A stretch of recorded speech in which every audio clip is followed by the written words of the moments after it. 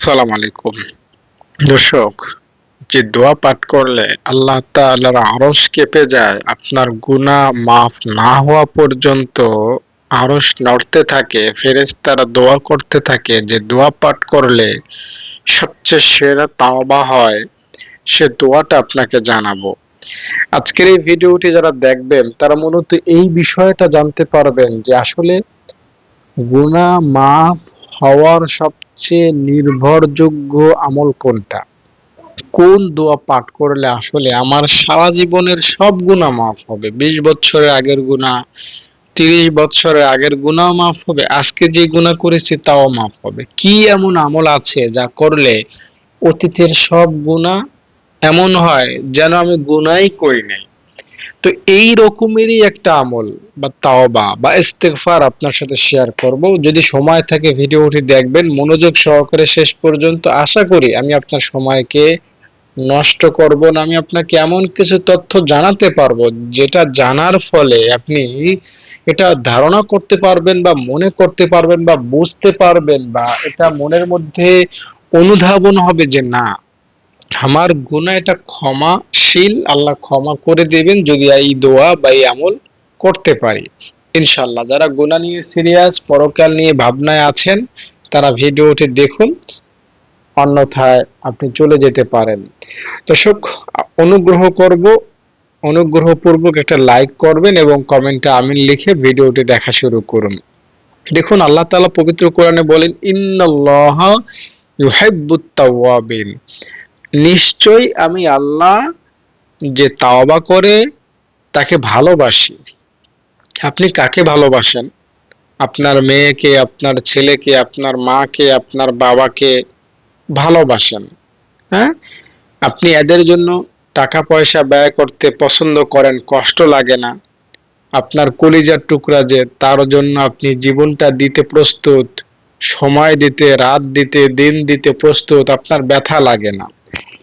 তো আল্লাহ তাআলা ভালোবাসেন কাকে? যে তাওবা করে। এখন আপনি গুনাহ করেন, যত বড়ই গুনাহ করেন না কেন, এটা কোনো ব্যাপার না। যেমন একজন নারী এসেছিল নবীজির কাছে, ইয়া রাসূলুল্লাহ, আমি জিনা করেছি, এই দেখেন আমার পেটে বাচ্চা হয়েছে, জিনার ফল এটা। নবীজি বললেন, বাচ্চা জন্ম দেয়া হোক, এরপরে তুমি আসবা।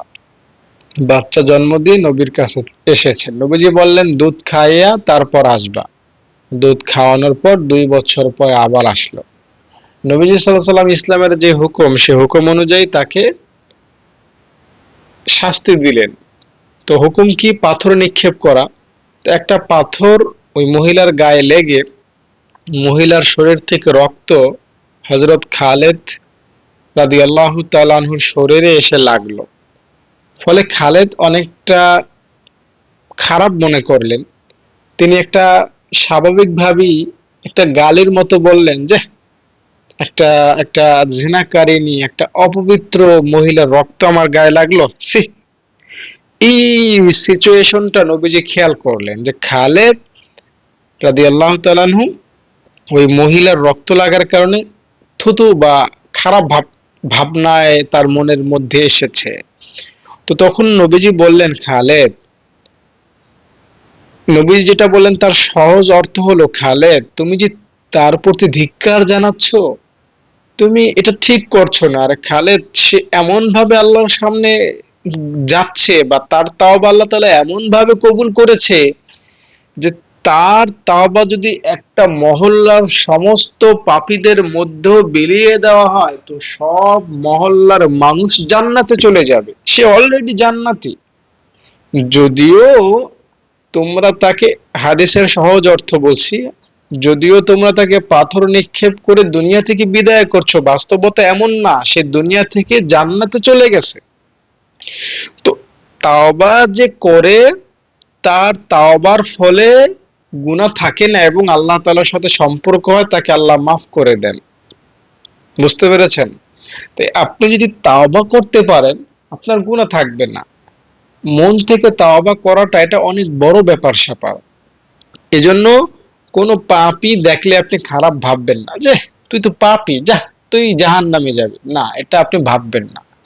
কোনো পাপী, কোনো সুদখোর, কোনো ঘুষখোর, কোনো বেনামাজি, কোনো বেপরদায় চলনেওয়ালা নারীকে আপনি খারাপ ভাববেন না, এটা আপনি ভাবার অধিকার রাখেন না। না জানি কখন সে তাওবা করে আর মাপ পাওয়া যায়।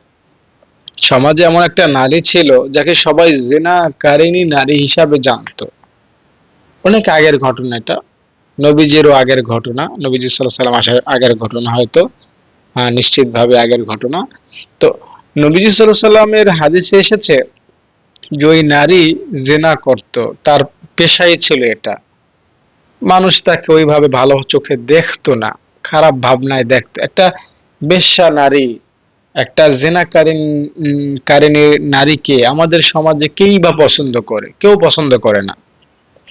তো কেউ পছন্দ করতো না, কিন্তু বাস্তবতা কি জানেন?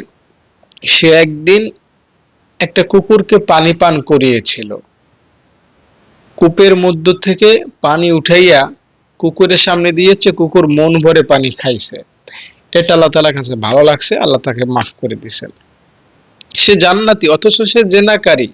অথচ সে কি জেনাকারী, অথচ দিন শেষে সে মাপ পায় গেছে। এজন্য কে কখন কোন উসিলায় মাপ পাইয়া যায় সেটা তো আপনি জানেন না। তাই আপনি আরেকজনের দোষ দেখে তাকে গালমন্দ করা ঠিক হবে না। আপনি নিজের গুনাহের জন্য চিন্তা করেন, নিজের গুনাহের জন্য তাওবা করেন, মাপ চান, আল্লাহ আপনাকে মাফ করবেন, আরেকজনের ফিকির করার দরকার নেই। তো যেই তাওবা করবে আল্লাহ তাআলা তাকেই মাফ করে দিবেন, এটা বাস্তব চূড়ান্ত সত্য কথা।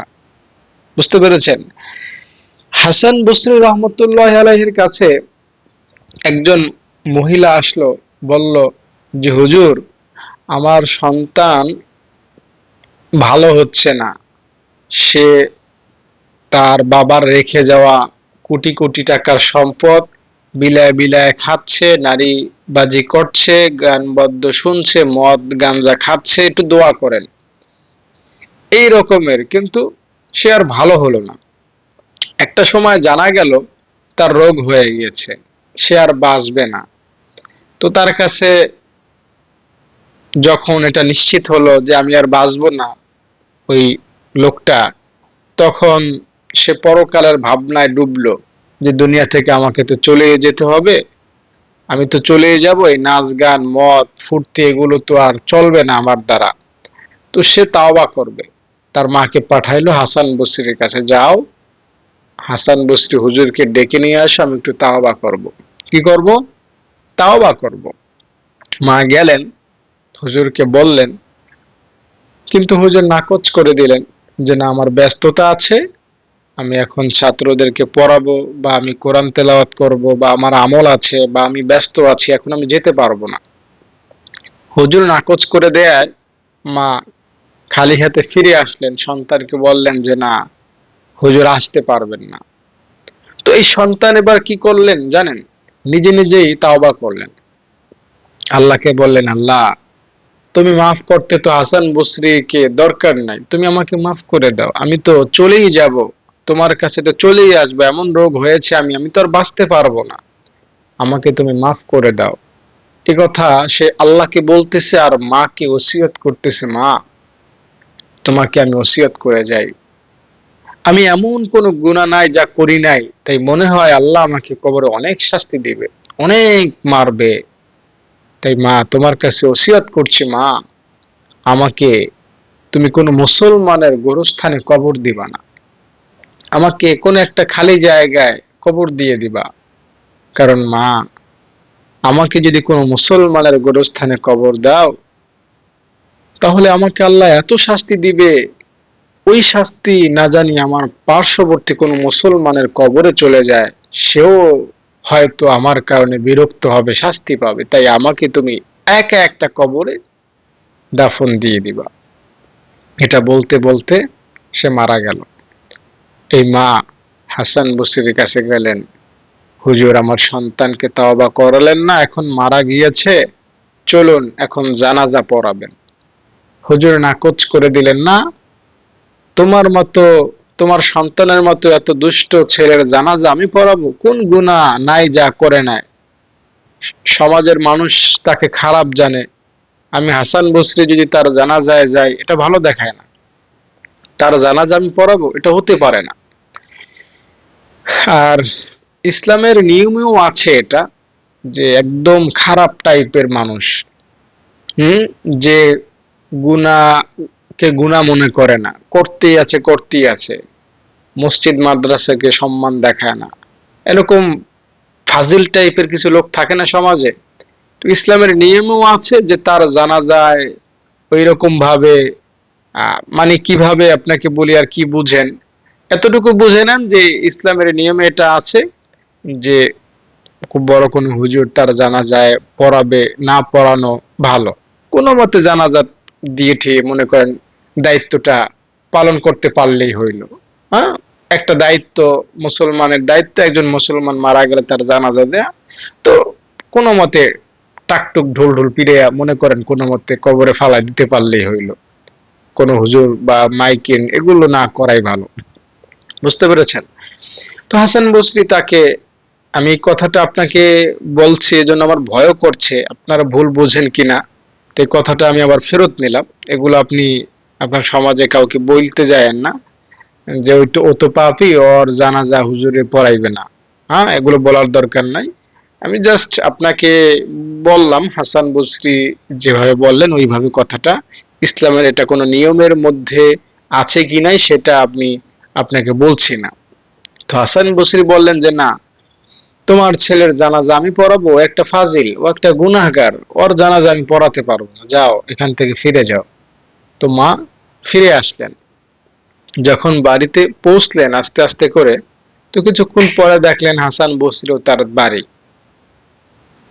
তার কাছে এসে বললেন, তোমার ছেলে কোথায়, তার লাশ কোথায়, আমি জানাজা পড়াতে চলে এসেছি, তারা জানাজা আমি পড়াবো। তো মহিলা তখন বললেন, আপনি না বললেন তারা জানাজা পড়াবেন না, এখন আপনি নিজ থেকে চলে এসেছেন। তখন হুজুর হাসান বসরি বললেন, মা এ বোন, তোমার ছেলের জানাজা আমি পড়াবো না যখন এটা আমি বলেছি, তুমি যখন চলে এসেছো আমি বসে একটু তন্দ্রায় গেলাম, আমার একটু ঘুম চলে আসলো, আমি একটু ঘুমিয়েছিলাম, হঠাৎ আল্লাহ আমাকে জানায় দিলেন, আল্লাহ আমাকে ইলহাম নাজিল করে বলে দিলেন, এ হাসান, তুমি আমার একটা প্রিয় বান্দার জানাজা অস্বীকার করলা, জানাজা পড়াবা না, সে পাপী এটা বলে তুমি তাকে নাকচ করে দিলা। এই হাসান, আমি তোমাকে সতর্ক করছি, তুমি যদি আমার এই বান্দার জানাজায় না যাও, আমি তোমাকে যা দিয়েছি জ্ঞান সম্মান সওয়াব সব কেড়ে নেব। আল্লাহ তাআলা হাসান বসরিকে ধমক দিলেন। হাসান বসরি এই ধমক পাওয়ার পরে তাড়াতাড়ি করে চলে আসলেন এবং তার মায়ের কাছে, মহিলার কাছে অনুরোধ করলেন, তোমার ছেলের জানাজা আমাকে পড়ার সুযোগ দাও, পড়ানোর সুযোগ দাও। তো জন্য কে কত বড় পাপী ওটা মুখ্য না, মুখ্য হলো আপনি তাওবা করেছেন কিনা। যদি তাওবা করেন, আল্লাহ আপনাকে মাফ করে দিবেন। তাওবা কি, যে আল্লাহ এতদিন গুনাহ করেছি, মরা তো লাগবে, আর গুনাহ করব না, আমাকে মাফ করে দাও। যেমনটা কিফেলের ঘটনা থেকে আপনারা পরিষ্কার বুঝবেন। বনী ইসরাইলের কিফেল রহমতুল্লাহ আলাই বলা যায় তাকে। তো কিফেল সে প্রতিদিন গুনাহ করত, নারীবাজি করত। যে রাতে সে মারা যাবে ওই রাতেও সে সাজসজ্জা করেছে, গুনাহের ঢাক ঢোলক যত রকমের আয়োজন প্রোগ্রাম সবকিছু তার রেডি, গুনাহ করবে, জেনা করবে, খারাপ কাজ করবে, মদ গাঞ্জা ইত্যাদিতে লিপ্ত হবে। কিন্তু সে কিছুক্ষণ পরে এগুলো স্টপ করে দিল, এগুলো করলো না, এবং সে আল্লাহর কাছে মাপ চাইলো, আল্লাহ মাপ চাই, আর করবো না এগুলো, তোমার প্রতি আমার ভয় ঢুকেছে, আমি এগুলো আর করবো না। যখন তাওবা করলো, তার ধরেন সাপোজ 10 মিনিট পর সে মারা গেল, একদম ইয়াং এবং একদম শক্তিশালী, কোনো অসুস্থতা তার শরীরে নাই। হ্যাঁ, যে অসুস্থ সে কি নারীবাজি করতে পারে? যে অসুস্থ সে কি ঢাক ঢোল মদ গাঞ্জা এগুলোতে হতে পারে না, একদম সুস্থ মানুষ সে, সে মরবে এরকম কোনো আলামতও নেই। সে তওবা করলো, 10 মিনিট পর মারা গেল। ফলাফল কি হলো? আল্লাহ তাআলা তাকে মাফ করলেন। হাদিসের মধ্যে এসেছে যে আল্লাহ তাকে জান্নাত দান করেছেন, আল্লাহ তাআলা তাকে ক্ষমা করে দিয়েছেন। অথচ সে সারা জীবন গুনাহ করেছে, তাওবা করার পরে না নামাজ পড়েছে, না দান করেছে, না যাকাত দিয়েছে, না রোজা রেখেছে, না অন্য কোনো কাজ করেছে, তাওবা করেছে, মরেছে, জান্নাত পাইছে। এরকম আরেকটা তাওবার ঘটনা আপনাকে শোনাই। ওই যে একজন লোক ৯৯টা খুন করেছে, ৯৯টা খুন করার পরে বলেছে একজনের কাছে আমি মাপ পাবো, বলছে না, তোমার মাপ পাওয়ার সুযোগ নাই। যখন এটা শুনেছে তাকেও মেরে ফেলেছে, ১০০ খুন করে ফেলেছে। এবার সে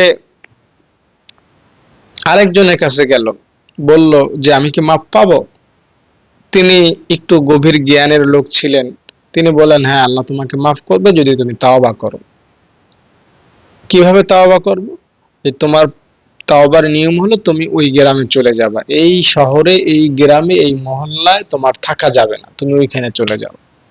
সে সব গাট্টি বস্তি বাইন্ধা ব্যাগ বুক লইয়া রওনা করছে, পথির মধ্যে মারা গেছে, এখন ওই গ্রামে যাইতেও পারে না, নিজের গ্রামেই রয়ে গিয়েছে। হাদিস বলছে আল্লাহ তাকে মাফ করেছেন, ১০০ খুনের মাদামে আল্লাহ তাকে মাফ করেছেন এবং জান্নাত দিয়েছেন। তো এইভাবে আপনি যদি তাওবা করতে পারেন, আপনাকেও আল্লাহ মাফ করবেন। এখন প্রশ্ন হলো যে আপনি কিভাবে তাওবা করবেন, বা কিভাবে তাওবা করলে আপনার সব গুনাহ আসলেই মাফ হবে, কিভাবে তাওবা করলে আসলেই আপনি ক্ষমা পাবেন। দর্শক, আমি আপনাকে একটা সহজ ফর্মুলা বলে দিই, এই ফর্মুলাটা অনুসরণ করবেন, বিশ্বাস করেন আপনার সব রকমের গুনাহ, সব শ্রেণীর গুনাহ মাফ হবে। সেটা কি? আপনি উযু করবেন বা গোসল করবেন, সবচেয়ে ভালো হয় গোসল করলে। তাওবা করার জন্য একটু গোসল করবেন, গোসল করে ভালো একটা পোশাক পরবেন, সুগন্ধি লাগাবেন, মেসওয়াক করে আসবেন, জায়নামাজ বিছাবেন, ২ রাকাত নামাজ পড়বেন। আল্লাহ, জীবনের সব গুনাহ মাফ পাওয়ার জন্য ২ রাকাত নামাজ পড়ছি, আল্লাহু আকবার। আর কিচ্ছু নিয়ত লাগবে না। গোসল করে এসে জায়নামাজ বিছাইয়া আল্লাহ সব গুনাহ মাফের আশায়, গুনাহ করব না এই আশায় ২ রাকাত নামাজ পড়ছি, আল্লাহু আকবার। ২ রাকাত নামাজ পড়বেন এই নিয়ত করে। পড়ার পরে আল্লাহ তাআলাকে আপনি ৩টা কথা বলবেন, গুরুত্বপূর্ণ কথা। ১ নাম্বার, আল্লাহ যত গুনাহ করেছি স্বীকার করছি, কোনো গুনাহই আমি অস্বীকার করছি না, আমি সব গুনাহ করেছি, নামাজ পড়ি নাই, জিনা করেছি। আপনি যা যা করেছেন আপনি তো আপনারটা জানেন, ঠিক না? আপনার গুনাহ, আপনি কোথায় কত খারাপ কাজ করেছেন আপনার তো জানা আছে। আপনি আল্লাহকে একটা একটা করে বলতে থাকবেন, যতটুকু সম্ভব বলবেন, ৫ মিনিট বা ১০ মিনিট আল্লাহকে বলবেন। কেউ যেন না শোনে। যদি শোনার সম্ভাবনা থাকে তাহলে আস্তে আস্তে বা ঠোঁট নাড়ায় বলবেন, নিজেরটা নিজে শোনা যায় এরকম আওয়াজে বলবেন যে আল্লাহ, আমি তো নামাজ পড়ি নাই, আমি তো সুদ খাইছিলাম, আমি তো আল্লাহ যাকাত দেই নাই, আমি তো আল্লাহ ঝগড়া করেছি, আমি তো আল্লাহ গীবত করেছি, আল্লাহ আমি তো ঠকাইছি, আল্লাহ আমি তো এই এই সেই রকমের জেনা ব্যভিচার করেছি। আল্লাহকে আপনার জীবনের গুনাহের কথা বলতে থাকবেন, স্বীকার করবেন যে আল্লাহ আমি এই গুনাহ করেছি। শুধু আল্লাহ কি বলবেন, কেউ যেন শুনতে না পায়। ২ নাম্বার, আল্লাহকে বলবেন যে আল্লাহ, এই গুনাহ করেছি এজন্য আমি লজ্জিত, এখন তোমার কাছে আমি মাপ চাই। প্রথম কথা, আমি এই গুনাহ করেছি। দ্বিতীয় কথা, আল্লাহ এই গুনাহের জন্য তোমার কাছে মাপ চাই। ৩ নাম্বার, আল্লাহকে বলবেন যে আল্লাহ, আমি আর কখনো গুনাহ করব না। আমি তোমাকে কথা দিলাম, ওয়াদা দিলাম, প্রতিশ্রুতি দিলাম, অঙ্গীকার করছি আমি আর কখনো গুনাহ করব না। এই ৩টা কথা আপনি যদি সত্যি সত্যি মন থেকে বলতে পারেন, আল্লাহর নামে শপথ করে বলছি, এই যে যাদের তাওবার ঘটনা শোনাইলাম, এই হাসান বসরির সাথে সংক্রান্ত এই যুবকের তাওবার ঘটনা, তাকে যেমন আল্লাহ মাফ করছেন, আল্লাহ আপনাকে সেম ভাবে তার মতো মাফ করে দিবেন। ওই যে জেনাকারিনী নারী যে কুকুরকে পানি পান করিয়ে জান্নাত পাইছে, আপনি ৩টা কথা মন থেকে বলার কারণে মাপ পাওয়া যাবেন। এই তিনটা কথা এত দামি, এত দামি, যে এই তিনটা কথা যদি আপনি মন থেকে বলতে পারেন, ওই যে কিফিলের কথা বললাম যে সারা জীবন জেনা করতো, সারা জীবন খারাপ কাজ করতো, মরার 10 মিনিট আগে তাওবা করে জান্নাত পাইছে। তো এই তিনটা কথা বলার কারণে আপনি কিফিলের মতো জান্নাত পাইবেন। ওই যে 100 খুন করেছে যে লোকটা বনি ইসরাইলের, হ্যাঁ, তাওবা করার জন্য ওই মহল্লায় রওনা দিয়েছে, পথিমধ্যে মরেছে, অথচ জান্নাত পাইছে। এই তিনটা কথা বলার মাধ্যমে আপনিও জান্নাত পাবেন। আপনি যদি এই তিনটা কথা বলে আজকেই মারা যান, আজকে রাতে আসবে, আজকে দিনই মারা যান, তো আপনি তাদের মতো জান্নাতে চলে যাবেন ইনশাআল্লাহ, কোনো সন্দেহ নাই। তো এই তিনটা কথা বলবেন, আর এই দোয়াটা পাঠ করবেন, আস্তাগফিরুল্লাহাল্লাযী লা ইলাহা ইল্লা হুয়াল হাইয়ুল কাইয়্যুম ওয়া আতুবু ইলাইহি। এই দোয়াটা বেশি বেশি পাঠ করবেন। এই তিনটা কথা বলার পরে এই দোয়াটা পাঠ করবেন, এবং এই দোয়াটা তখন তখন পাঠ করবেন যখন যখন আপনার নতুন গুনাহ হয়ে যায়। আপনি এই তিনটা কথা বলার মানে এই না যে আপনার মাধ্যমে আর গুনাহ হবে না। আপনি পেট ভরে ভরে ভরে ভরে আপনি ভাত খাইলেন, কোন একটা অনুষ্ঠানে, বিবাহের অনুষ্ঠানে গেছেন, মাছ গোশত কত রকমের আয়োজন, আপনি পেট ভরে খাইলেন। আপনি রাতের বেলায় দেখবেন আবার ক্ষুধা, রাতে ক্ষুধা না লাগলেও পরের দিন ক্ষুধা লাগবেই। বুঝতে পেরেছেন? তো আপনি এখন খুব বেশি কান্নাকাটি করতেছেন, মাপ চাচ্ছেন, এখন হয়তো গুনাহের কামনা নাই, কিন্তু একদিন, 2 দিন, 1 সপ্তাহ, 2 সপ্তাহ পরে দেখবেন ঠিকই গুনাহ করতে মন চায়। তো তখন 2-1টা গুনাহ হয়ে যেতে পারে। তো তখন কি করবেন? এই আস্তাগফিরুল্লাহ নামক এই দোয়াটা পাঠ করবেন। ইনশাআল্লাহ এই গুনাহটা আল্লাহ মাফ করে দিবেন। আল্লাহুম্মা আমিন। আয়া রব্বুল আলামিন, তোমার কিছু বান্দা বান্দীদেরকে নিয়ে হাত তুললাম। আল্লাহ, ক্ষমা পাওয়ার আশায়, মাফ পাওয়ার আশায় যারা ভিডিওটা দেখলো তাদেরকে মাফ করে দাও। আল্লাহ, যারা তাওবা করবে, মন থেকে নিয়ত করেছে আর গুনাহ করবেন, আল্লাহ তাদেরকে তুমি ক্ষমা করে দাও। এক একজনকে বাইজিদ বুস্তামি বানায় দাও। মা বোনদেরকে আম্মাজান আয়েশা রাদিয়াল্লাহু আনহার মতো কবুল করো। হে রব্বে কারীম, যারা ভিডিওটা দেখলো সময় দিয়ে, আল্লাহ তোমার কাছে অনুনয় বিনয় অনুরোধ করে বলছি, তুমি কাউকে গুনাহ নিয়া তুমি এই ভিডিও থেকে বিরত করো না, এই ভিডিও থেকে বিদায় দিও না। যারাই এই ভিডিওটিতে যুক্ত হয়েছে, আমি চাই আল্লাহ তাদের প্রত্যেকের গুনাহ আজকে মাফ হয়ে যাক। আল্লাহ, যারা আমিন আমিন বলতেছে গুনাহ মাফ হোক, এটা যারা চায়, আল্লাহ তাদেরকে তুমি মাফ করে দাও। তুমি গফুর, তুমি রহিম, তুমি গফফার, তুমি সাত্তার, তুমি মাফ করলে কেউ তোমাকে প্রশ্ন করার সাহস রাখে না। আল্লাহ, তুমি কত জিনাকারকে মাফ করেছো আল্লাহ, তুমি কত বেনামাজিকে মাফ করেছো আল্লাহ। আয় আল্লাহ, তুমি কত, আল্লাহ, মার্ডারের আসামিকে মাফ করেছো আল্লাহ। আল্লাহ, কত সুদখোরকে মাফ করেছো আল্লাহ। তুমি যারাই ভিডিওটিতে যুক্ত হয়েছে, তুমি তাদেরকে মাফ করে দাও। আল্লাহ, যারা ভিডিওটিতে লাইক করেছে, কমেন্টে আমিন লিখেছে, আল্লাহ তাদেরকে মাফ করে দাও। যারা লাইক করলো, আল্লাহ তাদেরকে মক্কা মদিনায় জিয়ারতে যাওয়ার তৌফিক দান করো। আল্লাহ, যারা লাইক করলো, আল্লাহ তাদের মা বাবাকে মাফ করো। আল্লাহ, তাদের আত্মীয় স্বজনকে মাফ করো। আয় রব্বে কারীম, আরশের মালিক আল্লাহ, যারা এই ভিডিওটিতে যুক্ত হয়েছে, লাইক করেছে, কমেন্ট করেছে, ভিডিওটা শুরু থেকে দেখেছে গুনাহ মাফের আশায়, আল্লাহ তাদের কবিরা সগীরা, নামাজ না পড়ার গুনাহ, জিনা করার গুনাহ, হিংসা, মিথ্যা, অহংকারের গুনাহ সহ জীবনে যৌবনে যত রকমের খারাপ কাজ করেছে, আল্লাহ সব রকমের গুনাহ মাফ করে দাও। হে রব্বে কারীম, যারা আমাদের মাদ্রাসায় দান করেছেন, আল্লাহ আল্লাহ দানকে কবুল করে নাও। যারা দান করবেন বলেছেন, দেয়ার তৌফিক দান করো। আয় আল্লাহ, হে রব্বে কারীম, মহান আল্লাহ, আমাদেরকে তুমি মরার আগে গুনাহ মুক্ত করে দিও। মরার আগে একবার হইল নবীজিকে স্বপ্নে যুগে দেখার তৌফিক দান করো। সুবহান রাব্বিকা রাব্বিল ইজ্জাতি আম্মা ইয়াসিফুন ওয়া সালামুন আলাল মুরসালিন বিরহমাতিকা ইয়া আরহামার রাহিমিন। দর্শক, যারা ভিডিওটি দেখলেন, আমি আপনাদেরকে শুধুমাত্র মৌখিক শ্রুতিমধুর ভালোবাসার কথাই শোনাই নাই, আমি আপনাকে গ্যারান্টি এবং ভরসা দিয়ে কথা শোনাচ্ছি। আপনারা শুধুমাত্র শুনে গেলেন আর মনে করলেন যে না, এটাই হুদাই কথা, বেহুদা কথা। না না, আপনি যদি আসলেই তাওবা করেন, আল্লাহ আপনাকে আসলেই ক্ষমা করবেন। কারণ তার ক্ষমা করতে ভালো লাগে। তার কাছে কেউ হাত তুললে তিনি তাকে মাফ না করে পারেন না। সে যত বড়ই খারাপ হোক, সে যত বড়ই নিমুখ হারাম হোক, সে যত বড়ই সন্ত্রাসী হোক, সে যত বড়ই অবাধ্য হোক, আল্লাহ তাকে মাফ করতে পছন্দ করেন।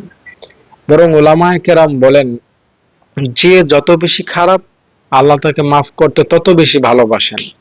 যে যত বড় খারাপ, আল্লাহ তাকে মাফ করতে তত বেশি পছন্দ করেন। তাই আল্লাহ তাআলার কাছে মাপ চান, কোনো ব্যাপার না, আপনার গুনাহ মাফ হয়ে যাবে। ইজি, একদম একদম একদম সহজ। আপনার গুনাহ কোনো ব্যাপারই না আল্লাহ তাআলার কাছে মাপ পাওয়া। তাই ক্ষমা চাইবেন, ক্ষমা চাইবেন ভাই। হাত জোর ধরে অনুরোধ করছি, ক্ষমা চাওয়ার এই গুণটা নিজের মধ্যে ফিট করেন। আর কিচ্ছু লাগবে না জীবনে, যৌবনে সফল হতে, পরকালে জান্নাত পাইতে আর কিচ্ছু লাগবে না। ক্ষমা চাওয়ার গুণটা নিজের মধ্যে ঢুকান। আল্লাহ, গুনাহ হয়ে গেছে, মাপ চাই তোমার কাছে। রাস্তায় গেছেন, গুনাহ হয়ে গেছে, আল্লাহ মাপ চাই তোমার কাছে। মোবাইল টিপতেছেন, গুনাহ হয়ে গিয়েছে, মাপ চাই তোমার কাছে। আল্লাহ, রাতে গুনাহ হয়ে গিয়েছে, তোমার কাছে মাপ চাই। সারাদিন গুনাহ করেছি, ঘুমের আগে মাপ চাই তোমার কাছে।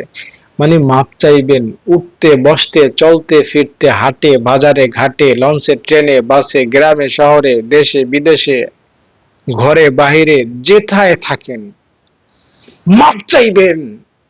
মাপ চাইবেন ভাই, বোন, মা, মাপ চাইবেন। আল্লাহ তাআলা মাপ চাওয়াটা অনেক পছন্দ করেন। যে মাপ চায় সে জাহান্নামে যাইতে পারে না, ইনশাআল্লাহ সে জাহান্নামে যাবে না। যে মাপ চায় সে জাহান্নামে যাবে না, ইনশাআল্লাহ। তাই মাপ চান। যারা ভিডিওটি দেখলেন, লাইক করবেন, কমেন্টে আমিন লিখবেন। আর আমাদের মাদ্রাসা যদি দান করতে চান, তাহলে আমাকে ফোন করবেন এই নাম্বারে 013-1730-5156। এখানে এতিম অসহায় ছাত্র ছাত্রীরা থাকে, খায়, পড়ে বিনামূল্যে। আপনি ফোন করবেন, বিস্তারিত জানবেন, যদি ভালো মনে হয় দান করবেন। ভালো থাকেন, আসসালামু আলাইকুম। দেখতে পাচ্ছেন, এটা হলো আমার ছাত্রীদের পড়ার দৃশ্য। এভাবেই প্রতিদিন একসাথে ছাত্রীরা কিছু সময় পড়ে, এরপরে আবার 1 2 3 4 এরকম আলাদা আলাদা ক্লাসে, কেউ বাংলা, কেউ ইংরেজি, কেউ কায়দা, কেউ আমপারা, কেউ কোরআন, আলাদা আলাদা পড়ে। তো প্রথম আমি সবাইকে একসাথে বসিয়ে একসাথে একটু পরামর্শ বা একটু নসিহা বা একটু মশক দেই।